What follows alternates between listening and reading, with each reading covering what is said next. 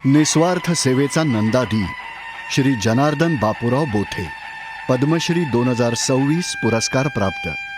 मानवता ही पंथ मेरा, इंसानियत है पक्ष मेरा, सबकी भलाई धर्म मेरा, दुविधा को हटाना वर्म मेरा, एक जात बनाना कर्म मेरा, सब साथ चलाना मर्म मेरा, नीच ऊंच हटाना गर्व मेरा आणि गिरते को उठाना स्वर्ग मेरा।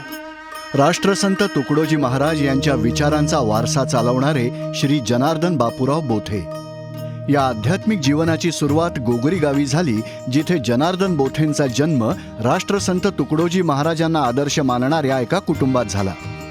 एके दिवशी राष्ट्रसंत तुकडोजी महाराज त्यांच्या घरी आले आणि लहान जनार्दनला पाहून त्यांनी त्याची विचारपूस केली। जनार्दनच्या वडिलांनी त्यांना सांगितलं की तो त्यांचा मुलगा आहे। महाराजांनी त्याची प्रतिभा पाहिली आणि जनार्दनला आपल्या स्वाधीन करण्याची त्याच्या वडिलांना विनंती केली। वडिलांनी भक्तिभावाने लगेच होकार दिला आणि जनार्दनचा महाराजांसोबत प्रवास सुरू झाला। हे गुरुदेव मेरे दिल आओ, सुंदर सेज बिछाया हो।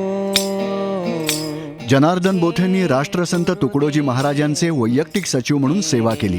मग ती ऐतिहासिक किसान रेल्वे यात्रा असो किंवा 1962च्या युद्धात भारतीय सैनिकांचं मनोधैर्य वाढवण्यासाठी सीमेवर पाठवलेली भक्तांची पथकं असोत।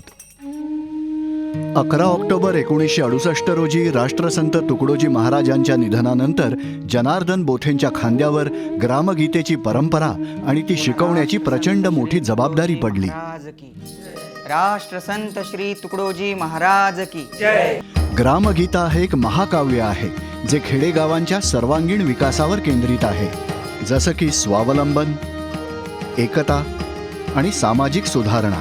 ग्रामगीतेचा विचार म्हणजे देशाच्या उन्नतीचा विचार असं मी समजतो। सामूहिक कर्म आणि दैनंदिन सेवेद्वारे प्रार्थनेला एक नवीन स्वरूप दिले। ग्रामगीतेची शिकवण नजरेसमोर ठेवून जनार्दन बोथेंनी स्वच्छता मोहीम, व्यसनमुक्ती मोहीम आणि पर्यावरण संवर्धनासारखे उपक्रम सुरू केले। तसंच स्वावलंबनाला प्रोत्साहन म्हणून महिलांच्या 850हून अधिक गटांना सहाय्य केले। 1972 मध्ये जनार्दन बोथेंनी राष्ट्रसंत तुकडोजी महाराज शिक्षण संस्थेची स्थापना करून आदिवासी भागांमध्ये 11 निवासी शाळा आणि वसतिगृहांची स्थापना केली। या संस्थांमुळे हजारो वंचित विद्यार्थ्यांना शिक्षणाच्या मुख्य प्रवाहात आणता आले। विद्यार्थी महाराष्ट्रामध्ये जेव्हा आदिवासी शाळेचे तयार होतात ते 12वी तिथे होऊन जातात, मोठं समाधान वाटतं की ते आदिवासी शाळा शकतात। पद्मश्री पुरस्कारामुळे जनार्दन बोथे यांचा केवळ वैयक्तिक सन्मानच नाही, तर राष्ट्रसंत तुकडोजी महाराजांच्या परंपरेचा देखील गौरव झाला आहे। श्री जनार्दन बापूराव बोथे, पद्मश्री 2026 यांना आमचे कोटी कोटी नमन।